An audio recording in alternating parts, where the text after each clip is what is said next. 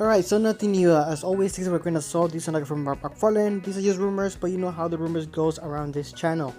We're going to start off with one that I've already talked about, and it is Poison Ivy. Now, the only reason I mentioned this again is because I want to let you guys know that I do get some stuff that are exclusive to me. I was one of the few people that said we would be getting a Jarvis Little Joker. I also said that we would be getting Satana before anybody else said anything about it. I also said about Black Canary, and now I'm here saying about a Poison Ivy. At the moment, I don't know if it's going to be a collector edition or it's going to be a normal release. All I know is that we will be getting a Poison Ivy figure.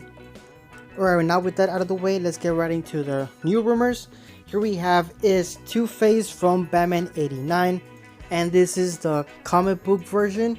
Since we all know that the Two-Face that was presented in Batman 89 never really became Two-Face. So this Two-Face will be based on the comic book of Batman 89, the most recent one. And I would say that Mcfarlane could easily get his likeness, since in the comic book they show his likeness. I don't think they play around his likeness. I think it's spot on in my opinion. Yes, let me know down in the comments, but I think Mcfarlane can do a great job with this, with his likeness. And yeah, surprisingly, we are getting some stuff still from Batman 89, since Mcfarlane knows that Batman 89 stuff sells. So yeah, we are indeed going to be getting a Harvey Dent / Two-Face, but we're also going to be getting maybe a Robin from that version of the Batman 89 comic book. This version of Robin is called Drake Winston, and I stopped reading the Batman 89 comic book around there when Robin was introduced, so it turns out that he's also Nightwing in that version. But I'm pretty sure they would do the suit of Robin. I don't think they would do any Nightwing suit for him. So yeah, if this is the case, then I'm pretty sure it's going to be this version that I'm showing here of Robin. So yeah, let me know down in the comments what do you guys think of Robin from Batman 89 appearing as a figure for the DC Multiverse. Alright, now here we have some interesting things. So if you're planning on buying any old Batman figure, I would suggest you wait, because apparently they might just re-release Batman figures, but this time around with the wire cape. So for example, the Batman Sinestro, that one came with the plastic cape. It looks like they might re-release him, but this time with a wire cape. So if you're planning on getting any Batman figures, I suggest you wait, because apparently Mcfarlane's going to do wire capes for every single Batman that obviously did not have a wire cape. The ones that already have a wire cape, those are not going to be re-released, only the ones that have like a plastic cape. And can I confirm that all of them will? Not really, but my guess is that they will probably just re-release every single Batman. And apparently they're also going to be retooled. Maybe they're going to be adding more detail or paint. I don't know, I have very limited information here. Alright, now heading back to the rumors, here we have is Clark Kent. Now before you get hyped, there's a bit of a problem here. In the information it has here, it says that he might be a mail-away figure, meaning the same thing that Kenner did with their Clark Kent figure. I didn't collect back then, so if you guys have any information on that figure and how you got it, please leave it down in the comments. I don't know if it's like a raffle or like kind of like a crowdfund, I guess. So yeah, this figure will be the same thing as the Kenner. It will be limited, and it might just go up in price really quick, since it will be just limited to a few people that might get a Clark Kent figure. So yeah, that's pretty sad. And also apparently it looks like Mcfarlane is trying to do a Lois Lane and Jimmy Olsen 2-pack, but apparently WB/Gunn are not really interested on making figures for Lois Lane or Jimmy Olsen. So yeah, I'm guessing they think they won't sell.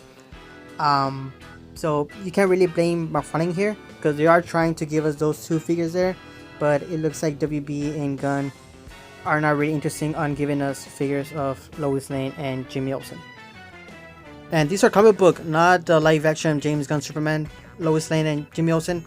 These are supposed to be comic book. And now here we have is a list of possible figures that might be coming out. First one is a Catwoman reissue. I'm guessing it's a reissue of the Batman Nightfall Catwoman. Next here we have is a standalone Spectre. I don't really think we'll be getting a standalone Spectre, since we already got him in a 2-pack, and also the Build-A-Figure wave. But hey, Mcfarlane loves to reuse or re-release a lot of figures right now, so maybe. We have here is also complete the Teen Titans cartoon figures. that might not happen, but we are getting them in comic book form. So possibly. We already got Deathstroke, we got Beast Boy, we have Cyborg. So all we will be missing is Starfire and Raven.